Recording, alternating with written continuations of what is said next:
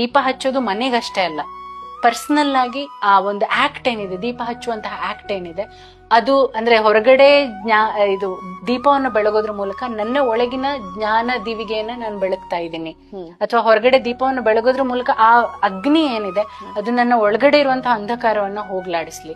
ಆ ತರ ಒಂದು ಸಿಗ್ನಿಫಿಕೆನ್ಸ್ ಇರೋದ್ರಿಂದ ಮನೆಯಲ್ಲಿ ಅಪ್ಪನೂ ಅಮ್ಮನೂ ದೊಡ್ಡವರು ಅಭ್ಯಾಸ ಮಾಡ್ಲೇಬೇಕು. ಯೂಶ್ವಲಿ ಸಾಯಂಕಾಲ ನಾವು ದೀಪ ಹಚ್ಚಿದ ಶ್ಲೋಕ ಹೇಳೋದು, ಶುಭಂ ಕುರುತ್ವಂ ಕಲ್ಯಾಣಂ ಆರೋಗ್ಯಂ ಧನ ಸಂಪದಂ ಶತ್ರು ಬುದ್ಧಿ ವಿನಾಶಾಯ ದೀಪ ಜ್ಯೋತಿರ್ ನಮೋಸ್ತುತೆ.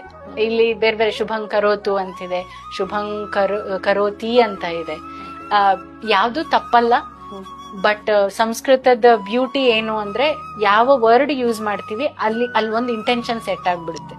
ಕರೋತು ಅಂದ್ರೆ ನೀನ್ ಮಾಡು ನನ್ಗೆ ಅಂತ, ಕರೋತಿ ಅಂದ್ರೆ ನೀನ್ ಮಾಡ್ತೀಯಾ ಅಂತ, ಸಾರಿ ಇದು ಮಾಡುತ್ತೆ ಅಂತ ಕರೋತಿ ಅಂದ್ರೆ. ಕುರುತ್ವಂ ಅಂದ್ರೆ ಇಟ್ಸ್ ಮೋರ್ ತುಂಬಾ ಹಂಬಲ್ ಆಗಿ ಹೇಳುವಂಥದ್ದು, ನೀನ್ ಸೇಮ್ ನೀನ್ ಮಾಡು ಅಂತಾನೆ ಬಟ್ ಮೋರ್ ಹಂಬಲ್ ವೇ ಕುರುತ್ವಂ ಅಂತ.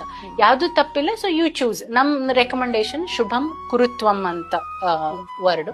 ಶುಭಂ ಕುರುತ್ವಂ ಒಳ್ಳೇದು ಮಾಡು, ಆರೋಗ್ಯಂ ಧನ ಸಂಪದಂ ಆರೋಗ್ಯವನ್ನ ಕೊಡು, ಧನ ಸಂಪತ್ತನ್ನ ಕೊಡು. ದೀಪಕ್ ಮಾತಾಡೋದು ದೀಪದ ಹತ್ರ, ದೀಪ